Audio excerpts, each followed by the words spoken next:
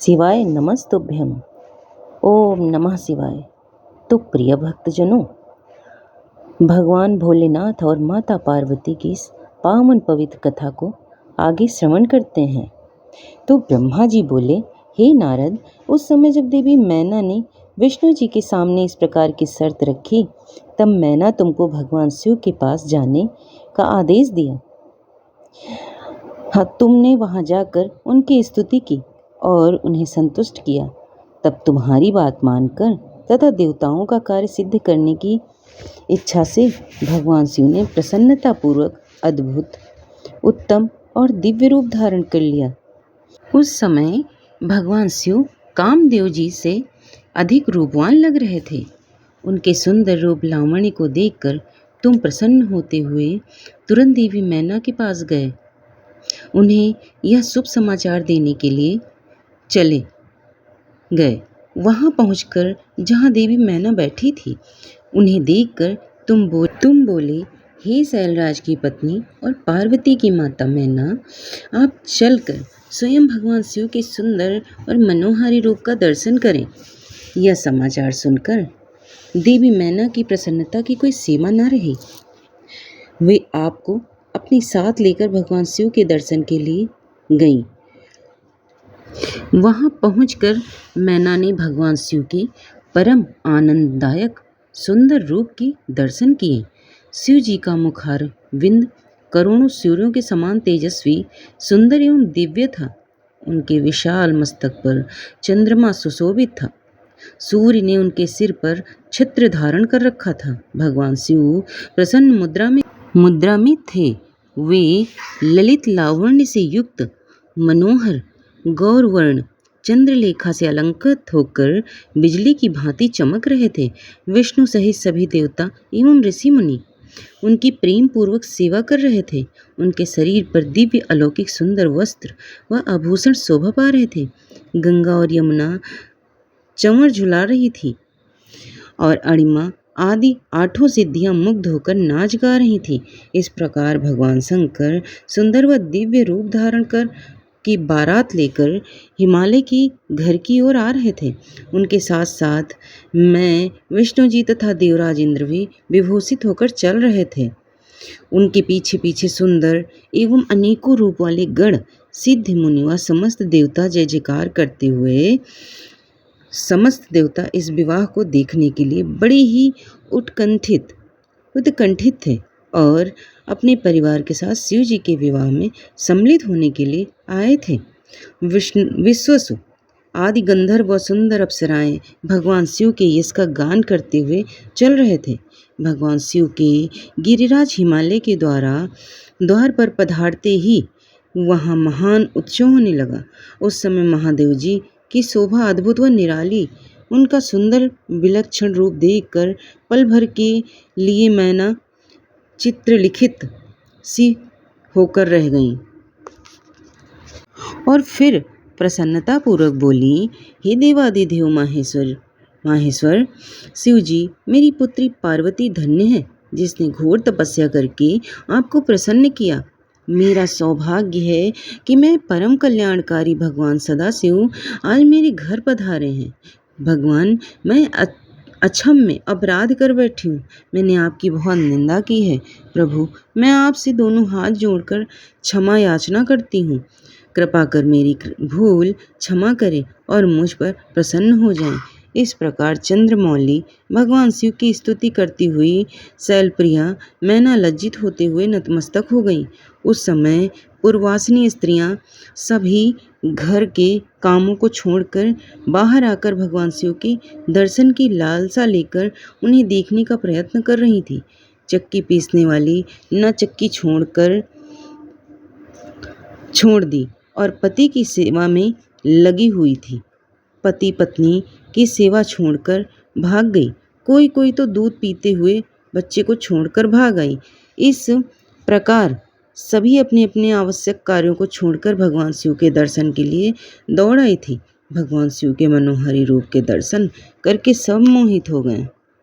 तब सहर्ष शिव जी की सुंदर मूर्ति को अपने मन मंदिर में धारण करके वे बोली, सखियों, हम सबके अहोभाग्य हैं हिमालय नगरी में रहने वाले नर नारियों के नेत्र आज भगवान शिव के दिव्य स्वरूप का दर्शन करके सफल हो गए हैं। आज निश्चय ही हमने संसार की हर विषम वस्तु को पा लिया। शिव स्वरूप का दर्शन करके मात्र से ही हमारे सारे पाप नष्ट हो गए। उनकी छवि सर्वथा सब क्लेशों व दुखों का नाश करने वाली है। आज उन्हें साक्षात सामने देखकर हमारा जीवन सफल हो गया। पार्वती ने उत्तम तपस्या द्वारा भगवान शिव को पाकर अपने साथ साथ हम सबको भी जीवन सार्थक कर दिया। हे पार्वती, शिव का इस प्रकार मेल न कराते तो निश्चय ही उनका सारा परिश्रम निष्फल हो जाता।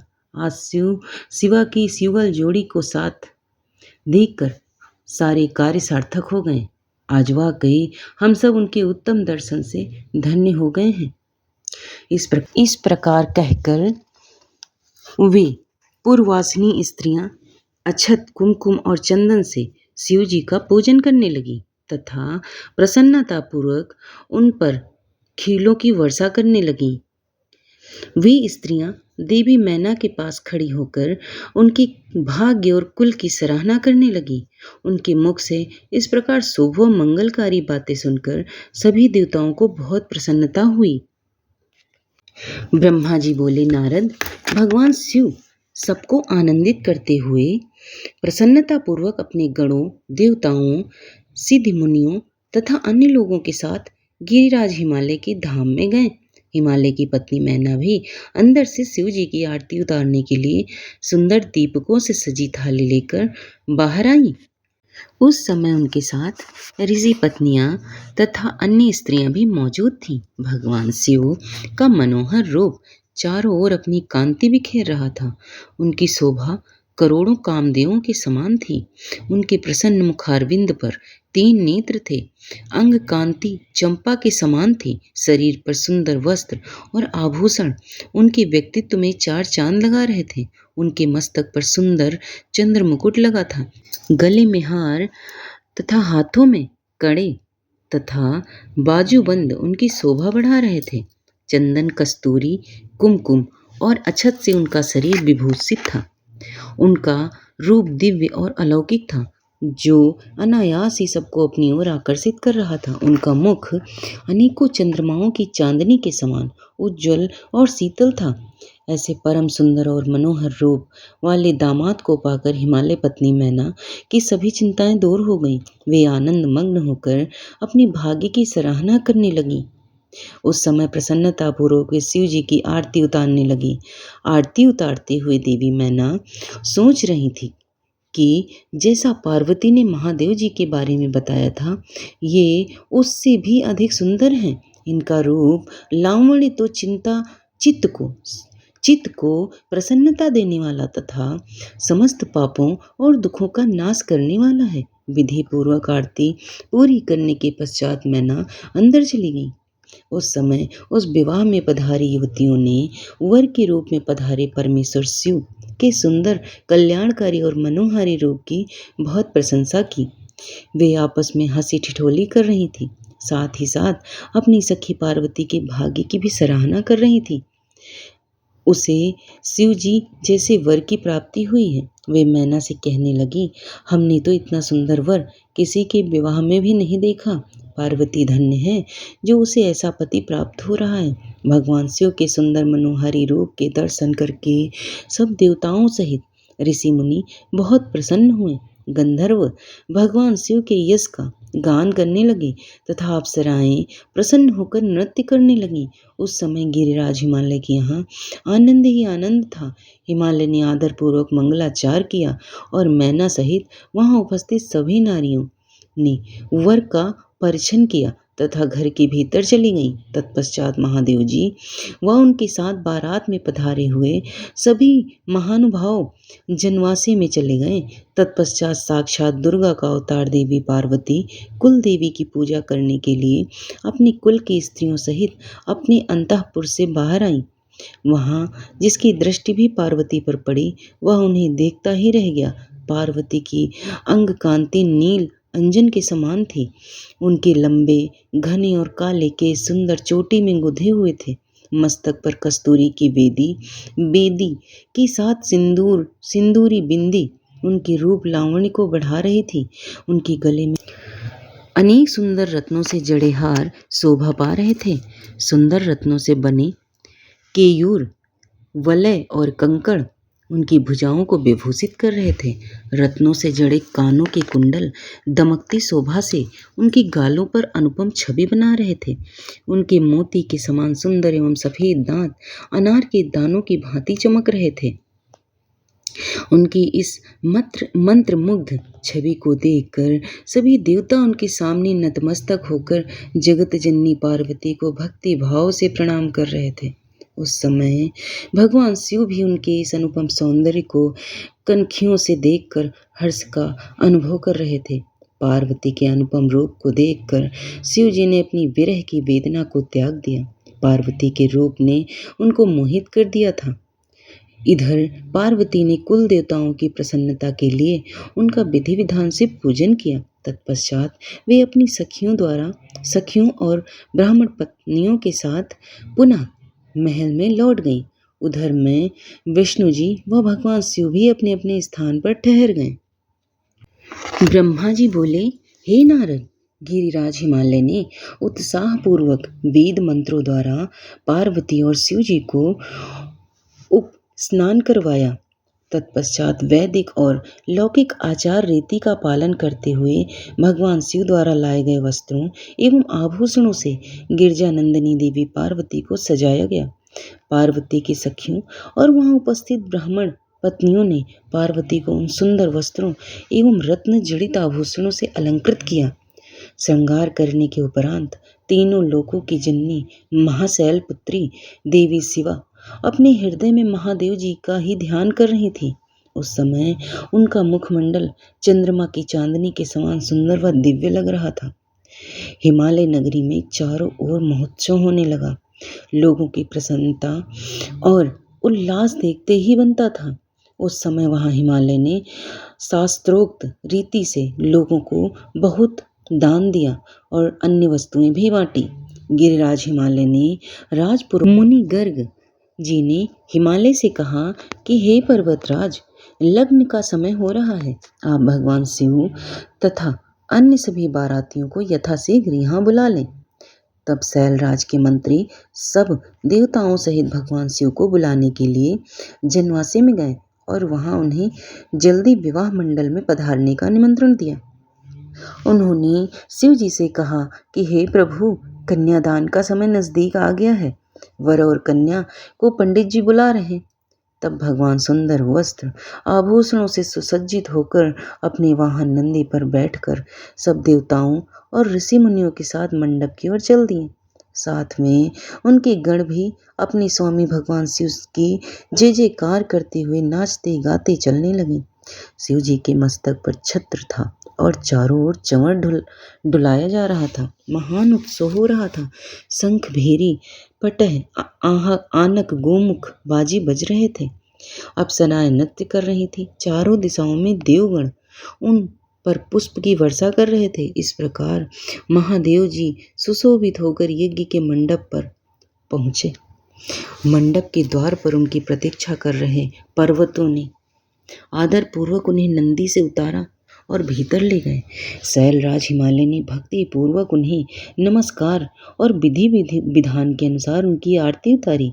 भगवान श्री हरि विष्णु मुझे तथा सदाशिव को पाद्य अर्घ्य किया और सुंदर उत्तम आसनों पर हमें बैठाया। तत्पश्चात शैलराज प्रिया देवी मैना ब्राह्मण स्त्रियों पर पूर्वासिनों के साथ वहां पधारी। उन्होंने अपने दामाद भगवान शिव की आरती उतारी, उनका मधुपर्क से पूजन किया तथा सारे मंगलमय कार्य संपन्न किए। तत्पश्चात शैलराज हिमालय मुझे, विष्णु जी व भगवान शिव को साथ लेकर उस स्थान पर गए जहाँ देवी पार्वती बेदी पर बैठी हुई थी।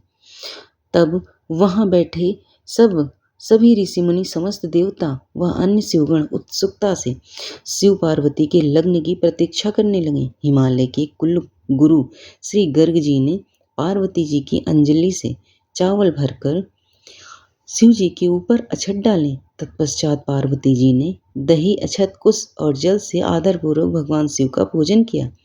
पूजन करते समय प्रसन्नतापूर्वक पार्वती भगवान शिव के दिव्य स्वरूप को निहार रही थी। पार्वती जी के अपने वर शिव जी का पूजन कर लेने के पश्चात गर्ग मुनि के कथनानुसार त्रिलोकीनाथ महादेव जी ने अपनी वधू होने जा रही देवी पार्वती का पूजन किया। इस प्रकार एक दूसरे का पूजन करने के पश्चात वर वधू शिव व पार्वती वहीं वेदी पर बैठ गए। उनकी छवि अत्यंत उज्जवल और मनोहारी थी। दोनों वहां बहुत शोभा पा रहे थे। तब लक्ष्मी आदि सभी देवियों ने उनकी आरती उतारी। ब्रह्मा जी बोले, हे नारद, गर्ग मुनि की आज्ञा के अनुसार शैलराज हिमालय ने कन्यादान की रस्मों को निभाना शुरू किया। शैलराज प्रिया मैना जी सुंदर वस्त्र आभूषणों से सुसज्जित होकर हाथों में सोने का कलश लेकर अपने पति हिमालय के दाहिने भाग में बैठी हुई थी। शैलराज हिमालय ने भगवान शिव का पाद्य से पूजन करने के पश्चात सुंदर वस्त्रों, आभूषणों एवं चंदन से उन्हें अलंकृत किया तथा ब्राह्मणों से बोले कि हे ब्राह्मणों, अब आप कन्यादान हेतु संकल्प कराएं। तब श्रेष्ठ मुनिगण सहर्ष संकल्प पढ़ने लगे। तब गिरिश्रेष्ठ हिमालय ने आदरपूर्वक वर रूप में विराजमान भगवान शिव से पूछा, हे शिव शंकर, विधि विधान से पार्वती का पाणी ग्रहण करने हेतु आप अपने कुल का परिचय दें। आप अपना गोत्र, प्रवर, कुल, नाम, वेद, शाखा सब कुछ ब्राह्मणों को बता दें। गिरिराज का यह प्रश्न सुनकर भगवान शंकर गंभीर होकर कुछ सोचने लगे। सब देवताओं, ऋषि मुनियों ने जब भगवान शिव को इस प्रकार चुप देखा तो वे इस संबंध में कुछ भी उत्तर नहीं दे रहे थे और शांत थे। तब यह देखकर कन्या पक्ष के लोग उन पर हंसने लगे। नारद यह देखकर तुम तत्काल पार्वती के पिता शैलराज के पास पहुंचे और बोले, हे पर्वतराज, आप भगवान शिव से उनका गोत्र पूछकर बहुत बड़ी मूर्खता कर रहे हैं। उनका कुल, गोत्र आदि तो ब्रह्मा, विष्णु आदि भी नहीं जानते, तो और भला कोई कैसे जान सकता। भगवान शिव तो निर्गुण और निराकार हैं। वे परम ब्रह्मा परमेश्वर हैं। वे निर्विकार, मायाधारी एवं परात्पर हैं। वे तो स्वतंत्र परमेश्वर हैं, जिनका कुल, गोत्र आदि से कुछ भी लेना देना नहीं है। ये सब तो मनुष्यों के द्वारा निर्मित आडंबर मात्र हैं। शिव जी तो अपनी इच्छा के अनुसार के रूप और अवतार धारण करने वाले हैं। या तो पार्वती के द्वारा किए हुए उग्र तप का प्रभाव है, जिसके कारण आप शिव जी के साक्षात स्वरूप के दर्शन कर पा रहे हैं। शैलराज भगवान शिव गोत्रहीन होकर भी श्रेष्ठ गोत्र वाले हैं और कुलहीन होने पर भी कुलीन हैं। इनकी विविध लीलाएं इस चराचर संसार को मोहित करने वाली हैं। हे गिरिश्रेष्ठ हिमालय, नाना प्रकार की लीला करने वाले इन भगवान शिव का गोत्र और कुल नाद है। शिव नाद में और नाद शिव में, नारद और शिव में कोई अंतर नहीं है। जब भगवान शिव ने सृष्टि की रचना का विचार किया था, तब सबसे पहले शिव जी ने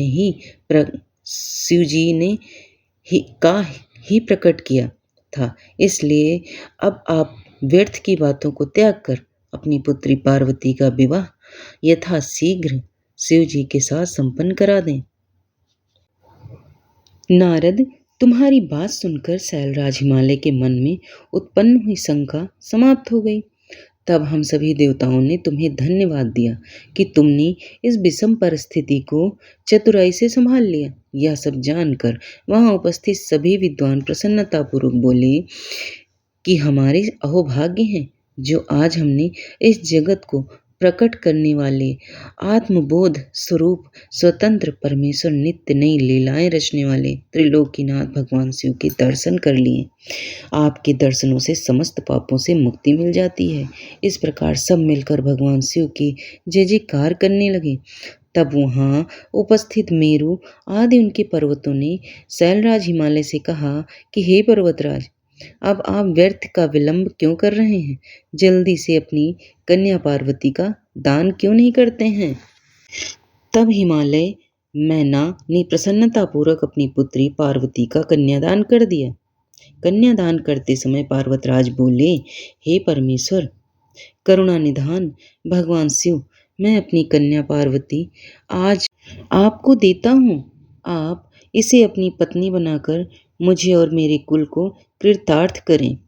इस प्रकार शैलराज हिमालय ने अपनी पुत्री पार्वती का हाथ वह जल भगवान शिव के हाथों में दे दिया। तब सदाशिव ने वेद मंत्रों के वचनों के अनुसार मंत्रों को बोलते हुए देवी पार्वती का हाथ लेकर पृथ्वी का स्पर्श करते हुए लौकिक रीति से उनका पाणी ग्रहण स्वीकार किया। इस प्रकार गिरिराज के कन्यादान करते ही चारों ओर शिव पार्वती की जय जयकार की ध्वनि गूंजने लगी। गंधर्व प्रसन्नतापूर्वक उत्तम गीत गाने लगे और सुंदर अप्सराएं मगन होकर नाचने लगीं। सभी इस मंगलमय विवाह के संपन्न होने पर मन में बहुत प्रसन्न थे। ब्रह्मा, विष्णु, इंद्र आदि सभी देवता भी बहुत प्रसन्न हुए। उसके बाद शैलराज हिमालय ने भगवान शिव को अनेकों वस्तुएं प्रदान की। रत्नों से जड़े हुए सुंदर स्वर्ण के आभूषण, पात्र एवं दूध देने वाली 1.25 लाख गौएं, 1 लाख सुसज्जित वक्ष अश्व, 1 करोड़ हाथी तथा 1 करोड़ सोने जवाहरात से जड़े रथ आदि वस्तुएं सादर भेंट की। उन्होंने अपनी पुत्री पार्वती की सेवा में लगे रहने के लिए 1 लाख दासियां भी दी थीं। तत्पश्चात विवाह में पधारे अनेक पर्वतों ने भी अपनी इच्छा और सामर्थ्य के अनुसार उत्तम वस्तुएं शिव पार्वती को उपहार स्वरूप भेंट दी। इस विवाह से सभी प्रसन्न थे। सारी दिशाएं शहनाइयों की मधुर ध्वनि से गुंजायमान थीं। आकाश में भगवान शिव और उनकी प्रिया पार्वती पर पुष्प वर्षा हो रही थी। कल्याणमयी और भक्त वत्सल भगवान शिव को अपनी पत्नी प्रिय पार्वती को समर्पित करने के बाद शैलराज हिमालय और उनकी प्रिय पत्नी मैना हर्ष से प्रफुल्लित हो रहे थे। शैलराज हिमालय ने यजुर्वेद की माध्यानंदिनी में लिखे स्रोतों द्वारा हृदय और भक्ति भाव से भगवान शिव की अनेक बार स्तुति की। तत्पश्चात वहां उपस्थित सेठ मुनिजनों ने उत्साहपूर्वक भगवान शिव और देवी पार्वती के सिर का अभिषेक किया। इस समय हिमालय नगरी में महान उत्सव हो रहा था। सभी नर नारी प्रसन्नता से नाच गा रहे थे। ब्रह्मा जी बोले, हे नारद, उसके उपरांत मेरी आज्ञा पाकर महादेव जी ने अग्नि की स्थापना कराई तथा अपनी प्राण वल्लभा पत्नी पार्वती को अपने आगे बिठाकर चारों वेद, ऋग्वेद, यजुर्वेद, अथर्ववेद तथा सामवेद के मंत्रों द्वारा हवन कराकर उसमें आहुतियां दी। उस समय पार्वती के भाई मैनाक ने उनके हाथों में खीलें दी। फिर लोक मर्यादा के अनुसार भगवान शिव और देवी पार्वती अग्नि के फेरे लेने लगे। उस समय मैं शिव जी की माया से मोहित हो गया। फिर मेरी दृष्टि जैसे ही परम सुंदर दिव्यांगना देवी पार्वती के शुभ चरणों पर पड़ी, मैं काम से पीड़ित हो गया। मुझे मन में बड़ी लज्जा का अनुभव हुआ। किसी की दृष्टि मेरे इन भावों पर पड़ जाए, इस हेतु मैंने अपने मन के भावों को दबा लिया। परंतु भगवान शिव तो सर्वव्यापी और सर्वेश्वर हैं। भला उनसे कुछ कैसे छिप सकता है। उनकी दृष्टि मुझ पर पड़ गई और उन्हें मेरे मन में उत्पन्न हुए बुरे विचार की जानकारी हो गई। भगवान शिव के क्रोध की कोई सीमा न रही। कुपित होकर शिव जी मुझे मारने हेतु आगे बढ़ने लगे। उन्हें क्रोधित देखकर मैं भय से कांपने लगा तथा वहां उपस्थित अन्य देवता भी डर गए। भगवान शिव के क्रोध की शांति के लिए सभी देवता एक स्वर में शिव जी से बोले, हे सदाशिव, आप दयालु और करुणानिधान हैं।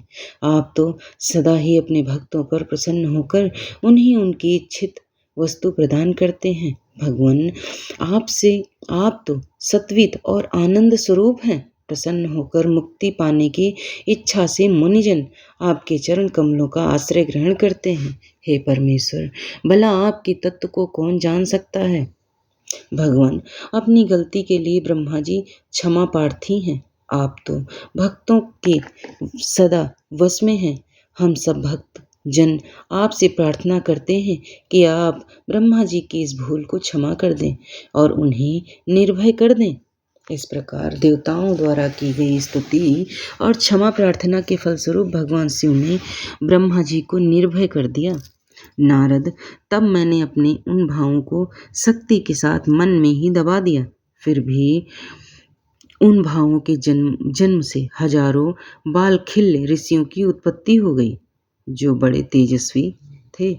यह जानकर कि कहीं उन ऋषियों को देखकर शिवजी क्रोधित न हो जाएं, तुमने उन्हें गंधमादन पर्वत पर जाने का आदेश दे दिया। बालखिल्य ऋषियों को तुमने सूर्य भगवान की आराधना और तपस्या करने का आदेश प्रदान किया। तब वे बालखिल्य ऋषि तुरंत मुझे और भगवान शिव को प्रणाम करके गंधमादन पर्वत पर चले गए। तो प्रिय भक्तजनों, आज की कथा यहीं पर समाप्त होती है। और अगर अच्छी कथा पसंद आई है तो चैनल को लाइक शेयर सब्सक्राइब कर लेना और एक छोटा सा कमेंट जरूर करना। धन्यवाद।